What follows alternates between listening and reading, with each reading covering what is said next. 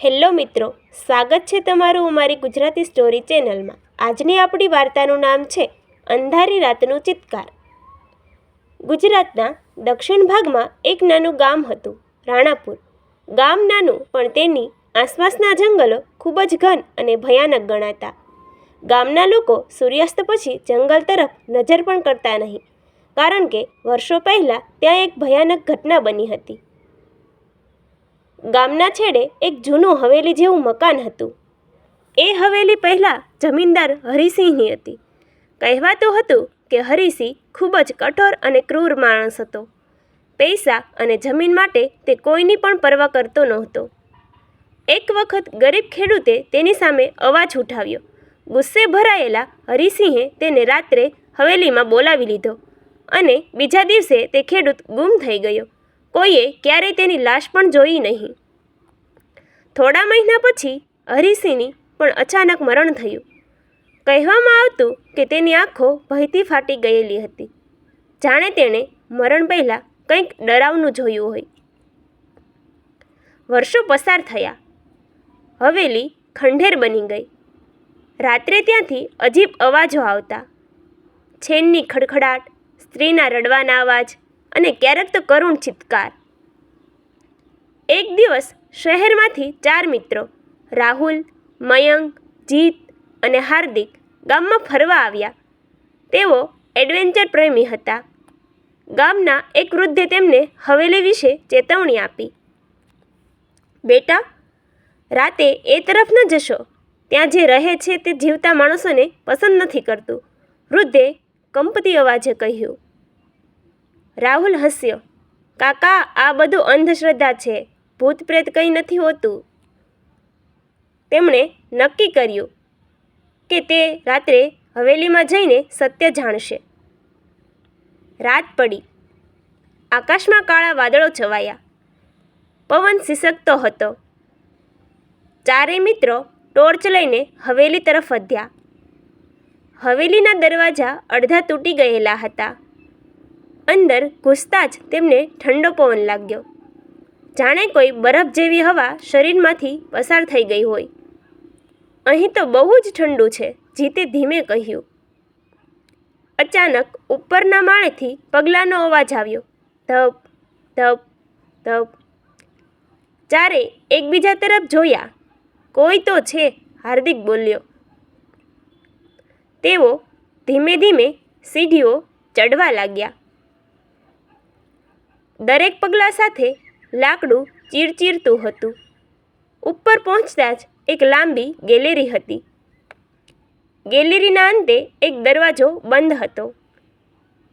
અચાનક દરવાજો પોતે જ કરકર અવાજ સાથે ખુલી ગયો।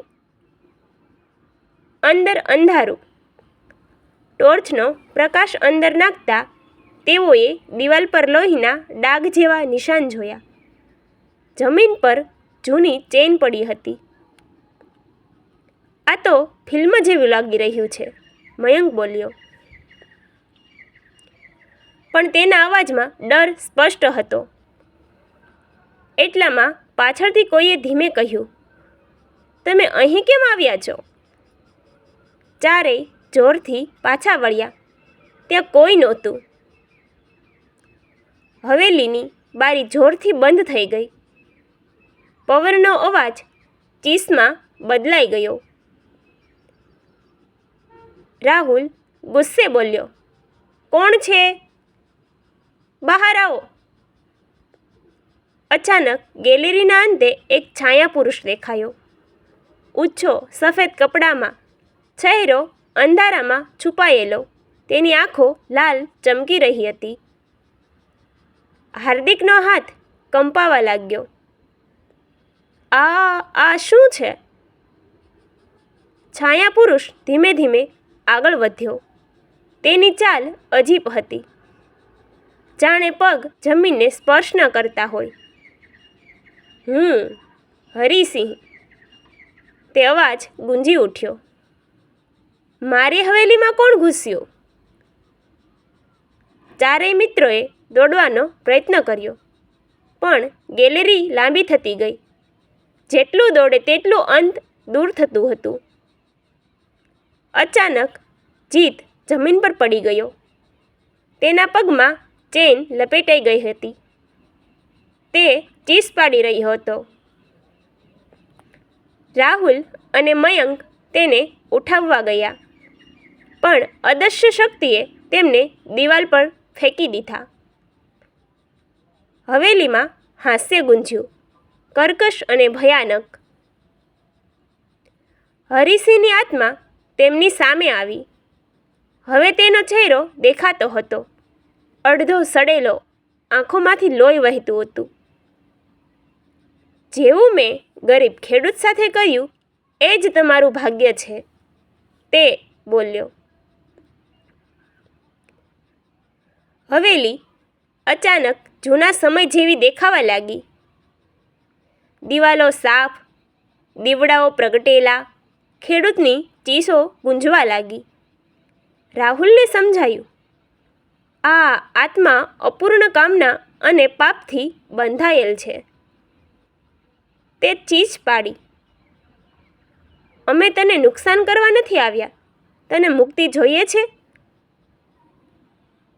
હરિસિંહનો ચહેરો ક્ષણ માટે શાંત થયો. મુક્તિ?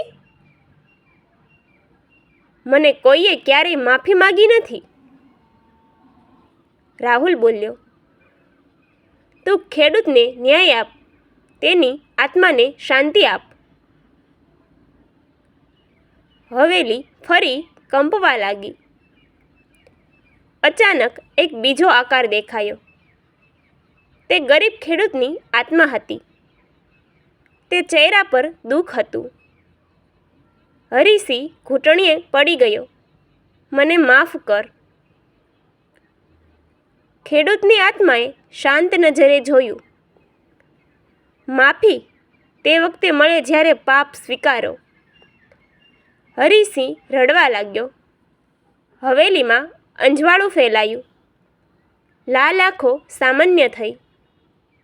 અચાનક જોરદાર ચમકારો થયો. ચારેય મિત્રો જમીન પર પડી ગયા. જ્યારે તેઓ ઉઠ્યા ત્યારે સવાર થઈ ગઈ હતી. હવેલી શાંત હતી. કોઈ લોહી નહોતું, કોઈ ચેન નહોતી. આ બધું સપનું હતું, મયંક બોલ્યો. જીતે પોતાના પગ તરફ જોયું. ત્યાં ચેનનું નિશાન ન હતું. તેઓ ગામમાં પાછા આવ્યા. વૃદ્ધે તેમને જોયા અને પૂછ્યું, તમે ગયા હતા ને? રાહુલ ધીમે બોલ્યો, હા, અને હવે કોઈ અવાજ નહીં આવે. તે રાત્રિ પછી હવેલીમાંથી ક્યારેય ચીસો સંભળાઈ નહીં. ગામના લોકો કહેવા લાગ્યા કે આત્માઓને શાંતિ મળી ગઈ. પણ કહાની અહીં પૂરી થતી નથી. એક મહિના પછી રાહુલને એક અજાણ્યો કોલ આવી. ફોનમાં ફક્ત અવાજ ગુંજ્યો, મુક્તિ માટે આભાર. રાહુલના હાથ કંપી ઉઠ્યા. તેણે બારીની બહાર જોયું. અંધારી રાતમાં દૂર હવેલી તરફ એક સફેદ છાયા ઊભી હતી. પણ આ વખતે તેની આંખોમાં ગુસ્સો નહોતો, ફક્ત શાંતિ.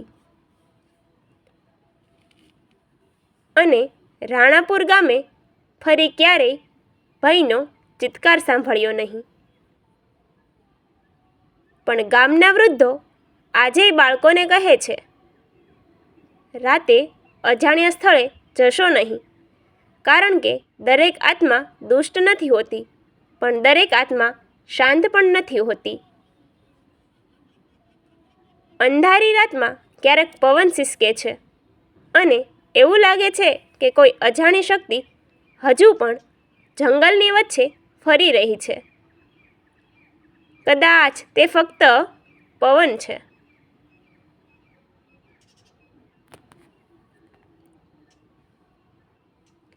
અથવા કદાચ કોઈ અદૃશ્ય હાજરી.